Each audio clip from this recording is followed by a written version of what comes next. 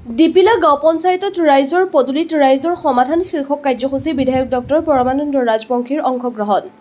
ডিপিলা গাঁও পঞ্চায়ত এলেকাধীন সমূহ বুথ সমিতি কাৰ্যকৰ্তাৰ তৰফৰ পৰা ঐতিহাসিক খতৰা সত্ৰৰ প্ৰেক্ষাগৃহত ডক্টৰ পৰমানন্দ ৰাজবংশীক ৰাজহুৱা সম্বৰ্ধনা জনোৱা হয়। ডিপিলা পঞ্চায়তৰ সমস্যাসমূহৰ বুজ লোৱাৰ লগতে পঞ্চায়ত কৰ্মীসকলৰ লগত মত বিনিময় কৰে। ডিপিলা গাঁও পঞ্চায়তৰ সভাপতি গজেন্দ্ৰ কলিতাই আধৰা সম্বৰ্ধনা সভাত সভাপতিত্ব কৰে পথৰুঘাট মণ্ডলৰ সভাপতি তপন চহৰীয়াই। সভাত জিলা পৰিষদৰ প্ৰাক্তন সভাপতি ধীৰেন ডেকা, আঞ্চলিক পঞ্চায়তৰ সদস্য মৃদুল ডেকা, জ্যেষ্ঠ কাৰ্যকৰ্তা অমূল্য দাস, হৰেণ ডেকা, যুৱ মৰ্চাৰ ৰাজ্যিক কাৰ্যনিৰ্বাহক সদস্য প্ৰণৱ কলিতা, গোপাল কৃষ্ণ ডেকা, খতৰা সত্ৰৰ উপদেষ্টা যাদৱ মহন্ত, কন্দৰ্প কলিতা প্ৰমুখ্য পঞ্চায়তৰ প্ৰতিনিধি বিষয়ববীয়া দলীয় কাৰ্যকৰ্তা তথা স্থানীয় ৰাইজ উপস্থিত থাকে। News desk AIN live. আমাৰ ডিপিলা পঞ্চায়তৰ কাৰণে অতি শুভ দিন। এইটো কাৰণতেই চিপাঝাৰ সমষ্টিত দ্বিতীয়বাৰৰ কাৰণে ডক্টৰ পৰমানন্দ ৰাজবংশী বিধায়ক হিচাপে নিৰ্বাচিত হৈ অসম বিধানসভালৈ গৈছে আৰু তেখেতে জয়ী হৈয়েই আমাৰ ডিপিলা পঞ্চায়তত আজি আহিছে।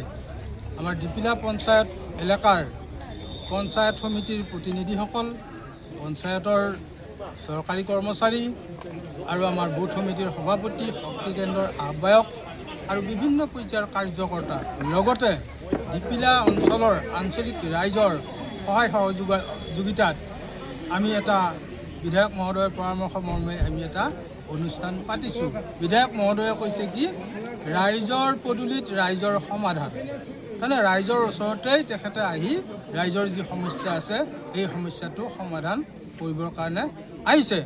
আকৌ আমি কৰিছোঁ কি, কাৰ্যকৰ্তাসকলে ৰাইজে আমি তেখেতক অতিকে ভাল পাইছোঁ এইটো কাৰণতে 5টা বছৰৰ যি কাৰ্যকাল, এই 5টা বছৰৰ কাৰ্যকালত তেখেতে আমাৰ ৰাইজৰ কাৰণে, চিপাঝাৰ সমষ্টিৰ কাৰণে যিখিনি কাম কৰিলে, ৰাতি দিন কৰি তেখেতে যি কাম কৰিলে, আমি সঁচাকৈ চিপাঝাৰ সমষ্টিবাসী ৰাইজ অতিকে আনন্দিত হৈছোঁ।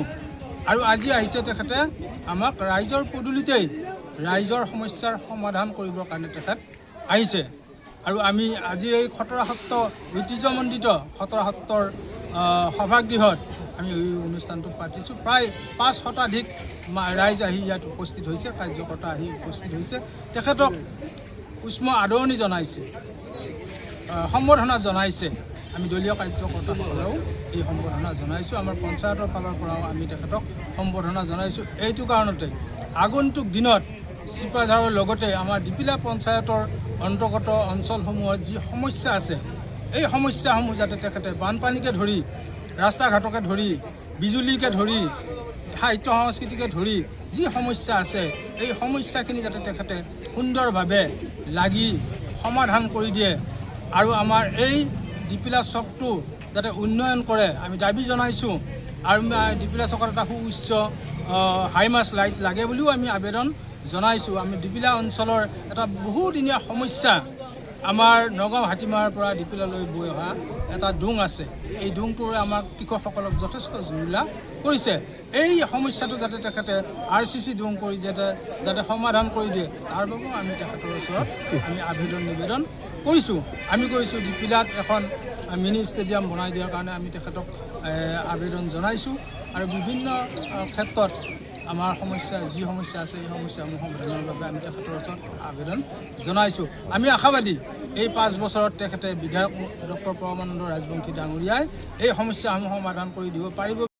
যিকোনো খবৰৰ বিজ্ঞাপনৰ বাবে যোগাযোগ কৰক 7896121996।